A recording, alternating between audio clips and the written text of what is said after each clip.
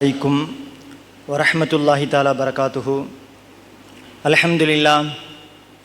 अल्हम्दुलिल्लाहि रब्बिल आलमीन नहमदुहु व नस्तईनुहु व नस्तगफिरुहु व नुमिनु बिहि व नतवक्कलु अलैहि व नऊज़ु बिल्लाहि मिन शुरूरि अनफुसिना व मिन सय्यिआति अअमालिना मन यहदिहिल्लाहु फला मुदिल्ल लहु व मन युद्लिल्हु फला हादिय लहु ونشهد أن لا إله إلا الله وحده لا شريك له ونشهد أن سيدنا مولانا محمدا عبده ورسوله أما بعد فقد قال الله تعالى ولكم في القرآن العليم وفي الفرقان المجيد بعد أعوذ بالله من الشيطان الرجيم بسم الله الرحمن الرحيم الذي خلق الموت والحياة ليبلوكم أيكم أحسن عملا صدق الله العليم وقال نبينا صلى الله عليه وسلم அத்துன்யா மஸ்ரஅத்துல் ஆஹிரா அவுகால் அலைஹி ஸலாத்து வஸலாம். எல்லா புகழ்ச்சியும் அல்லாஹ் ஒருவனுக்கே உரித்தாகுக. நம் உயிரினி மேலான கண்மணி நபிகள் நாயகம் ஸல்லல்லாஹு அலைஹி வஸல்லம் அவர்களின் மீதும் அவர்களின் வழிமுறைகளை வழிதவறாமல் பின்பற்றி வந்த உத்தம சத்திய சஹாபட்கள், தாபீன்கள், தபா தாபீன்கள், நல்லோர்கள், நல்லடியார்கள், குறிப்பாக இந்த மஜ்லிஸிலே ஒன்று சேர்ந்திருக்கக்கூடிய நம் அனைவர்கள் மீதும் வரக்கூடிய ஜமாத்தர்கள் அனைவரும் மீதும் அல்லாஹ்வுடைய சாந்தியும் சமாதானமும் என்றென்றும் நின்று நிலவட்டுமாகுக. கண்ணியத்துக்குரிய பெரியவர்களே, அல்லாஹ்வுடைய நல்லடியார்களே, அல்லாஹ்வுடைய மாபெரும் கிருபையினால் பரக்கத்து நிறைந்த சிறப்பான ஒரு மஜ்லிஸில் ஒரு மாதத்தில் நாமெல்லாம் ஒன்று சேர்ந்திருக்கிறோம். அல்லாஹ்வுக்கு சுப்ஹானஹு வ தஆலா நம்மையெல்லாம் இந்த மஜ்லிஸில் ஒன்று சேர்த்து வைத்ததை போன்று உயர்ந்த சொர்க்கத்தில் அல்லாஹ் நம்மையெல்லாம் ஒன்று சேர்த்து வைத்தல் புரிவானாக. இன்றைய நாளை பரக்கத்து நிறைந்த நாளாக ஆக்கியல் புரிவானாக.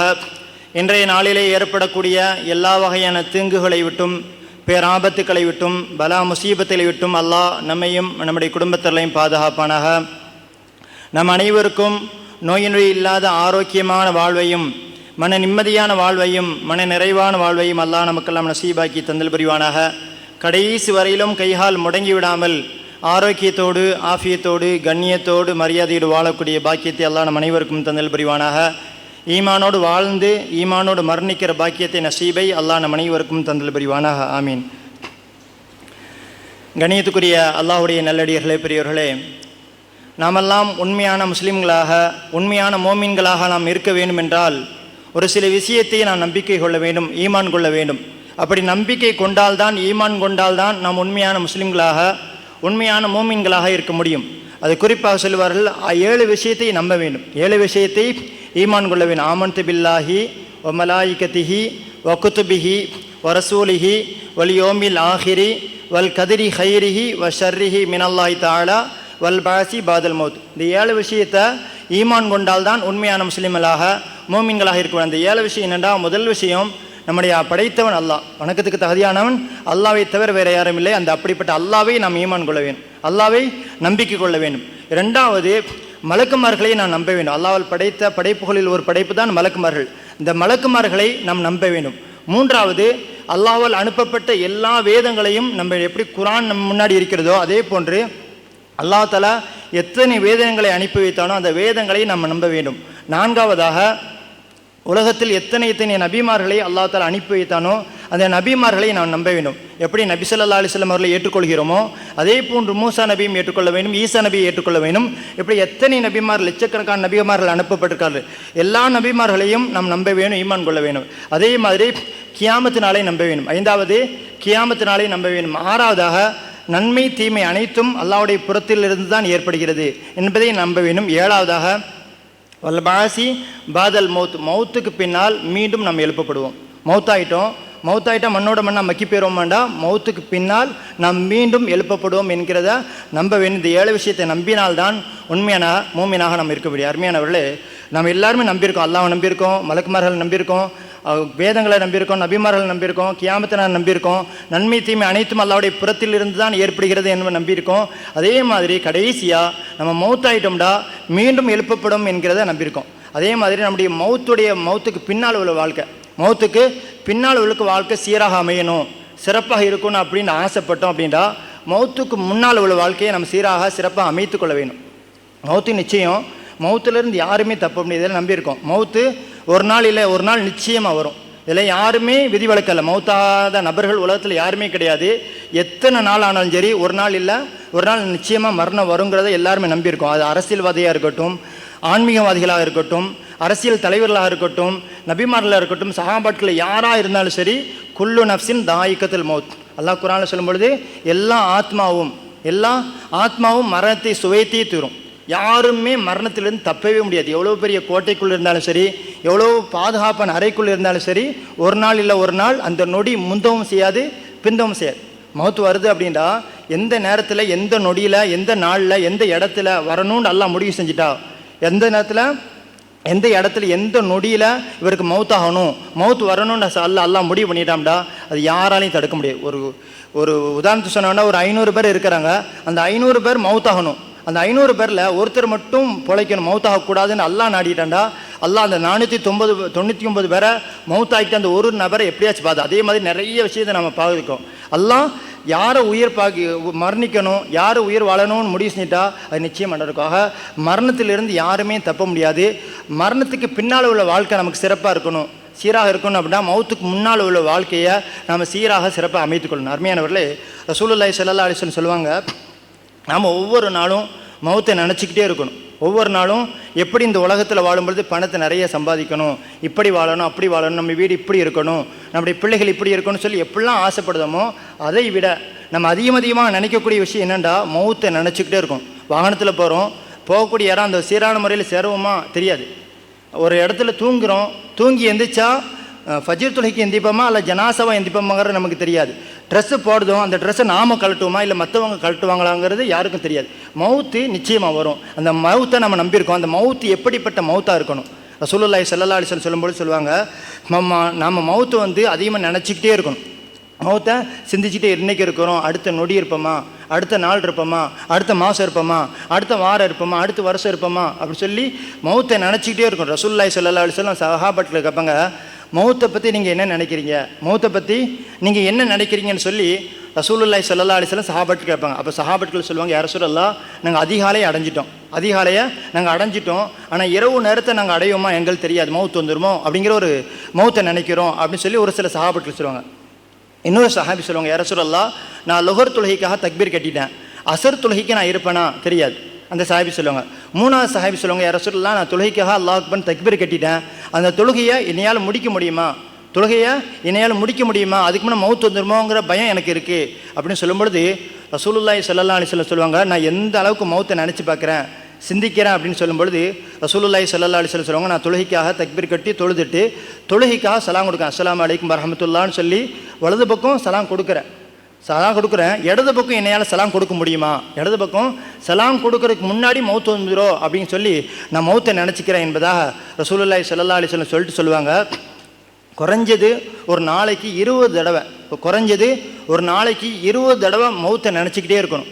மௌத்து வந்துட்டா நம்முடைய நிலைமை என்ன, மௌத்துக்கு நாம் தயாராகணும் அப்படின்னு சொல்லி ஒரு நாளைக்கு குறைஞ்சது 20 தடவை மௌத்தை நினச்சிக்கிட்டே இருக்கணும் என்பதாக ரசூலுல்லாஹி ஸல்லல்லாஹு அலைஹி வஸல்லம் சொல்லிட்டு அடுத்து சொல்லுவாங்க, மௌத்தை நம்ம சிந்திச்சு பார்க்குறோம்டா 3 வகையான பாக்கியத்தை அல்லாஹ் தரான்.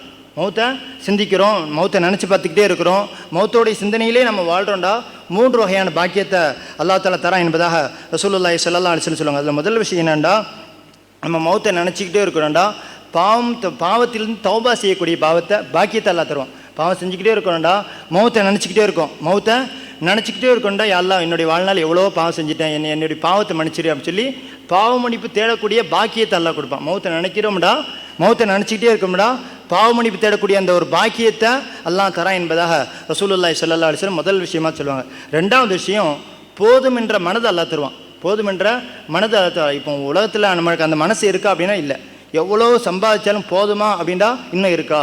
நம்மகிட்ட எவ்வளோ சம்பாதிச்சாலும், லட்சம் சம்பாதிச்சாலும் சரி, கோடி சம்பாதிச்சாலும் சரி, எத்தனை வீடு இருந்தாலும் சரி, எத்தனை கடைகள் இருந்தாலும் சரி, நமக்கு அந்த போதுங்கிற அந்த மனசே வர மாட்டேங்குது. அல்லாஹ் எனக்கு 2 வீட்டை தந்துட்டான், அல்ஹம்துலில்லாஹ், அல்லாஹ் எனக்கு 2 வாகனத்தை தந்துட்டான், அல்ஹம்துலில்லாஹ் அப்படிங்கிற அந்த போதுங்கிற மனசு நமக்கு வருதாண்டா வராது. இன்னும் வேணும், எனக்கு இன்னும் வீடு வேணும், இன்னும் பணம் வேணும், இன்னும் எனக்கு கடை வேணும், இன்னும் வியாபாரம் வேணும்னு சொல்லி வேணுங்கிற அந்த மனசு தான் வருது. சதா அல்லாஹ் கொடுத்தது அல்ஹம்துலில்லாஹ் போதுங்கிற அந்த மனசு நமக்கு வர மாட்டேங்குது. முதல் விஷயம், மௌத்துடைய சிந்தனையோடு நம்ம வாழ்கிறோம், மௌத்தை நினச்சி பார்க்குறோம் அப்படின்னா பாவத்திலிருந்து தௌபா செய்யக்கூடிய பாக்கியத்தை அல்லாஹ் தருவான். ரெண்டாவது, போதுமுங்கிற மனதை அல்லாஹ் தருவான். மூன்றாவது ரசூலுல்லாஹி ஸல்லல்லாஹு அலைஹி வஸல்லம் சொல்லுவாங்க, நாம் செய்யக்கூடிய இபாதத்தில் ஒரு உயிரோட்டத்தை தருவான்.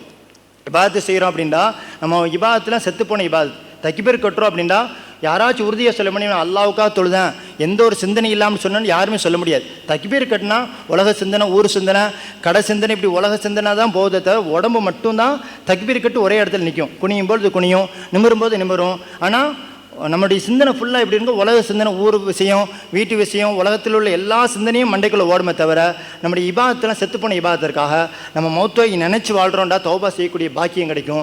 ரெண்டாவது போதுமென்ற மனது கிடைக்கும். மூன்றாவது நம்ம செய்யக்கூடிய இபாதத்தில் உயிரோட்டம் கிடைக்கும். அடுத்த நொடி நம்ம மௌத்தாயிரும் அப்படின்னு சொல்லும்பொழுது இந்த நொடி நம்முடைய இபாதத்தில் ஒரு உயிரோட்டம் இருக்கும். எல்லாம் அடுத்த நொடி மௌத்தாயிட்டோம்டா என்னுடைய நிலைமைன்னு சொல்லி அந்த சிந்தனையோடு நம்ம தொழுகும் பொழுது நம்ம தொழுகக்கூடிய இபாதத்து அந்த தொழுகை அல்லாஹ்வால் ஏற்றுக்கொள்ளப்படக்கூடிய தொழுகையாக இபாதத்தாக மாறும் என்பதாக ரசூலுல்லாஹி ஸல்லல்லாஹு அலைஹி வஸல்லம் சொல்லுவாங்க. கணித்துக்குரியவர்களே, நம்முடைய இபாதத்து எப்படி உயிரோட்டமான இபாதத்தாக மாறும் என்பதாக ரசூலுல்லாஹி ஸல்லல்லாஹு அலைஹி வஸல்லம் சொல்லுவாங்க.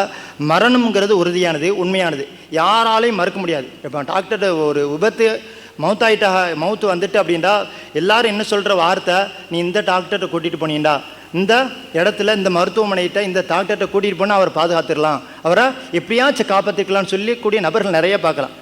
ஒருத்தர் மௌத்தாயிட்டாரு, குடும்பத்தில் சொந்த பந்தங்கள்லாம் உள்ள சுற்றி இருக்கிறவங்க சொல்கிற வார்த்தை என்ன தெரியுமா, மௌத்தாயிட்டா நீ அந்த இடத்துக்கு அந்த ஊரில் அந்த டாக்டரை கூட்டி போனால் காப்பாற்றிருக்கலாம். இந்த ஒரு வார்த்தையே நிறைய முஸ்லீம்கள் அதிகமாக சொல்லுவாங்க. அல்லாஹ் குர்ஆனில் சொல்லக்கூடிய வார்த்தை, மவுத் வந்துட்டுனா ஒரு நொடி பிந்தவும் செய்யாது, முந்தவும் செய்யாது. எந்த நேரத்தில் மவுத்தானோன்னு சொல்லி அல்லாஹ் நாடிட்டானோ அதில் இருந்து ஒரு நொடி முந்தவும் செய்யாது, பிந்தவும் செய்யாது என்பதாக அல்லாஹ் தஆலா குர்ஆனில் சொல்லிக்க. அதை நம்ம முழுசாக நம்பணும். முழுசாக நம்ம நினைக்கிறோம் இந்த டாக்டரை கூட்டிகிட்டு போனால் அவர் எப்படியாச்சும் காப்பாற்றிடுவார், பாதுகாத்துருவார், போகிற உயிரை எப்படியாச்சும் கொண்டு வந்துடுவார் அப்படிங்கிற மாதிரி நினைக்கிறோம். போகிற உயிர் ஒரு நொடி முந்தவும் செய்யாது, பிந்தவும் செய்யாது என்பதாக அல்லாஹ் தஆலா குர்ஆனில் சொல்லி அன்பிருக்கீங்களே. அப்போ மரணம் என்பது நிச்சயமானது, உறுதியானது, யாரும் அந்த மரணத்திலிருந்து தப்ப முடியாது. அந்த மரணம் எப்படி இருக்கணும், எப்படி இருக்கக்கூடாது, அந்த நம்ம மரணிக்கிறது உறுதி. ஆனால் அந்த மரணம் எப்போ வரும், எப்படி வரும், எந்த நேரத்தில் வருங்கிறது யாருக்கும் தெரியாது. தெரிஞ்சால் நிம்மதியாக வாழ முடியுமான்னு வாழ முடியாது. அல்லாஹ் மறைச்சி வச்சிருக்கு பெரும் கிருபை. அல்லாஹ் மௌத்தை எப்போ வரும், எப்படி வரும், அந்த நேரத்தை மறைச்சி வச்சிருக்குது நமக்கான பாக்கியம். அடுத்த நொடி மௌத்தாயிட்டோம்னா இந்த நொடி ஒரு நிம்மதி இல்லாமல் போயிடும். அதனால் மௌத்தை வச்சிருக்கிறது ஒரு நல்லது. அதே நேரத்தில் நம்முடைய மரணம் எப்படி இருக்கணும், எப்படி இருக்கக்கூடாதுன்னு ரசூலுல்லாஹி ஸல்லல்லாஹு அலைஹி வஸல்லம் சொல்லும்பொழுது 2 வகையான மரணத்தை விட்டு ரசூலுல்லாஹ் பாதுகாப்பு தேடி இருக்காங்க. முதல் மரணம் என்னென்னா அறுதலில் உமர். அறுதலில் உமர்னா தள்ளாத வயது மரணத்தை விட்டு ரசூலுல்லாஹி ஸல்லல்லாஹு அலைஹி வஸல்லம் பாதுகாப்பு தெரிவிக்கு. தள்ளாத வயதுங்கிறது நமக்குலாம் தெரியும், படுத்த படுக்கையிலே கிடப்பாங்க, அவரால் சுயமாக நம்முடைய தேவைகளை செய்ய முடியாது. தள்ளாத வயதுங்கிறது படுத்த படுக்கையிலே கிடப்பார், படுத்த படுக்கையில் மலஞ்சலம் கழிப்பார், அவருடைய ட்ரெஸ்ஸை அவருடைய தேவையை அவரால் செய்ய முடியாது. இப்படிப்பட்ட ஒரு மரணம், பல வருஷமாக படுத்த படுக்கையிலே கிடப்பார். இப்படிப்பட்ட மரணத்தை விட்டு ரசூலுல்லாஹி ஸல்லல்லாஹு அலைஹி வஸல்லம் பாதுகாப்பு தேடுங்க. அருமையானவர்கள், நாம் அப்படிப்பட்ட மரணத்தை விட்டு பாதுகாப்பு தேடணும். அல்லாட்ட அந்த தள்ளாத வயது மரணத்தை விட்டு அல்ல எங்களையெல்லாம் பாதுகாத்துக்கோ அப்படின்னு சொல்லி நம்ம அல்லாட்ட துவா செய்யணுமே. ஏன்னாலே தள்ளாத வயதுங்கிறது அல்லாஹ் தஆலா குர்ஆனில் சொல்லும்பொழுது எப்படி சொல்லுவாண்டா, அறிவு வளர்ச்சி எல்லாமே இருக்கும், முதுமையை அடைஞ்சிருப்போம், ஆனால் நம்முடைய எல்லாமே அறிவு எல்லாம் இருக்கும், ஆனால் நம்முடைய குழந்தை பருவம் மாதிரி மாறிடும். எப்படி தன்னுடைய ஒரு குழந்தையால் தன்னால் நம்முடைய செயலை செய்ய முடியாதோ, தன்னுடைய தேவைகளை சுயமாக செய்ய முடியாது, அதே மாதிரி வயது முதிர்ந்தவர்கள் படுக்கையால் கிடக்கும் பொழுது தன்னுடைய தேவைகளை செய்ய முடியாது. இதைத்தான் அல்லாஹ் தஆலா தள்ளாத வயதையும் மரணத்தை விட்டு பாதுகாப்பு ரசூலுல்லாஹி ஸல்லல்லாஹு அலைஹி வஸல்லம் தேடினாங்க. அருமையானவர்களே, அறுதலில் உமர் அப்படிங்கிற வயது நம்ம ரசூலுல்லாஹி ஸல்லல்லாஹு அலைஹி வஸல்லம் அந்த தள்ளாத வயது மரணத்தை விட்டு அல்லாஹ்ட்ட பாதுகாப்பு தேடிருக்காங்க. அதே நேரத்தில் அவர்களுக்கு பணிவிடை செய்யக்கூடியவர்களுக்கு எவ்வளோ சிறப்பு இருக்குது. இப்போ ஒருத்தர் படுத்த படுக்கையில் 10 வருஷமாக கிடக்கிறாரு, அல்லது 5 வருஷமாக படுத்த படுக்கையிலே கிடக்கிறாரு. குடும்பத்தில் அத்தாவாக இருக்கலாம், அம்மா இருக்கலாம், அக்காவாக இருக்கலாம், மனைவியாக இருக்கலாம், கணவனாக இருக்கலாம், யாராக வேண்டாலும் இருக்கலாம். அப்படி குடும்பத்தில் ஒருத்தர் இருக்கிறாங்க, அவங்களுக்கு நம்ம எந்த சூழ்நிலையும் மூஞ்சி சுழிச்சிடக்கூடாது. அவங்களுக்கு பணிவிடை செய்யணும்டா அதன் மூலியம் அல்லாஹ் எவ்வளோ பெரிய பாக்கியத்தை தரான். ரசூலுல்லாஹ் பாதுகாப்பு தேடி இருக்காங்க. எல்லாம் இப்படிப்பட்ட மரணத்தை விட்டு என்னை பாதுகாத்துக்கோன்னு சொல்லி ரசூலுல்லாஹ் பாதுகாப்பு தேடி இருக்காங்க. இருந்தாலும் அப்படிப்பட்ட நபர்கள் நம்ம குடும்பத்தில் ஒருத்தர் இருக்கிறாங்க, அத்தாவாக இருக்கலாம், அம்மாவாக இருக்கலாம், மனைவியாக இருக்கலாம், யாராச்சும் ஒருத்தர் படுத்த படுக்கையிலே நோயில் ரொம்ப வருஷமாக கிடக்கிறாங்க. 1 வருஷமாவோ 2 வருஷமாவோ 5 வருஷம் 10 வருஷமாக படுத்த படுக்கையிலே கிடக்கிறாங்க. அப்படின்னா அவங்களுக்கு பணிவிடை செய்வதன் மூலமாக அல்லாஹ் எவ்வளோ பெரிய பாக்கியத்தை தரான்னு பார்க்கும்பொழுது ரசூலுல்லாஹி ஸல்லல்லாஹு அலைஹி வஸல்லம் சொல்லுவாங்க, ஒரு நோயாளியை பொதுவாக ரசூலுல்லாஹ் சொல்லுவாங்க, ஒரு நோயாளியை நம்ம நலம் விசாரிக்க போகிறோம். யாரோ ஒருத்தர் தெரிஞ்சவங்களோ தெரியாதவங்களோ ஒரு நோயாளி இருக்கிறாங்க, அவங்கள நலம் விசாரிக்க போகிறோம். எப்படி போகிறோம்டா, அதிகாலையில் நலம் விசாரிக்க போகிறோம். வீட்டில் அதிகாலையில் நலம் விசாரிக்க போகிறோம் அப்படின்னா ரசூலுல்லாஹி ஸல்லல்லாஹு அலைஹி வஸல்லம் சொல்லுவாங்க, அங்கே போய் அவங்கள்ட்ட சொல்லும் ஆறுதல் சொல்ல அபாச தொஹூர் இன்ஷா அல்லாஹ், கவலைப்படாதீங்க, அல்லாஹ் உங்களுடைய நோயை ஷிஃபாவாக்கிடுவான். நம்ம போய் இந்த வார்த்தையை சொல்கிறோம், யாரையோ ஒருத்தரை நலம் விசாரிக்க போகிறோம், லாபாச தொஹூர் இன்ஷா அல்லாஹ், கவலைப்படாதீங்க, அல்லாஹ் உங்களுடைய நோயை ஷிஃபாவாக்கிடுவான் அப்படின்னு சொல்லி ஒருத்தர் நலம் விசாரிக்க போகிறாரு அப்படின்னா ரசூலுல்லாஹி ஸல்லல்லாஹு அலைஹி வஸல்லம் சொல்லுவாங்க, அவருக்காக 70,000 மலக்குமார்கள் துஆ செய்றாங்க, யா அல்லாஹ் இவருடைய பாவத்தை மன்னிச்சிரு. 70,000 மலக்குமார்கள் நலம் விசாரிக்கக்கூடிய நபருக்கு யா அல்லாஹ் இவருடைய பாவத்தையெல்லாம் மன்னிச்சிருன்னு சொல்லி 70,000 நபர்கள் மலக்குமார்கள் துஆ செய்கிறாங்க என்பதாக ரசூலுல்லாஹி ஸல்லல்லாஹு அலைஹி வஸல்லம் சொல்லுவாங்க. அதே மாதிரி சாயங்காலம் காலையில் ஒருத்தர் போகிறாரு, மாலையில் ஒருத்தர் போகிறார், நலம் விசாரிக்க போகிறாருன்னா காலை வரை அவருக்காக மலக்குமார்கள் 70,000 மலக்குமார்கள் துஆ செய்கிறாங்க, பாவமன்னிப்பு தேடுறாங்க என்பதாக ரசூலுல்லாஹி ஸல்லல்லாஹு அலைஹி வஸல்லம் சொல்லுவாங்க. அதே மாதிரி இன்னொரு ஹதீஸில் நலம் விசாரிக்கக்கூடிய நபர்களுக்கு எவ்வளோ பெரிய சிறப்பு நன்மை கிடைக்கும்னா, அவர்கள் சொர்க்கத்தினுடைய பூஞ்சோலையில் இருப்பார்கள்.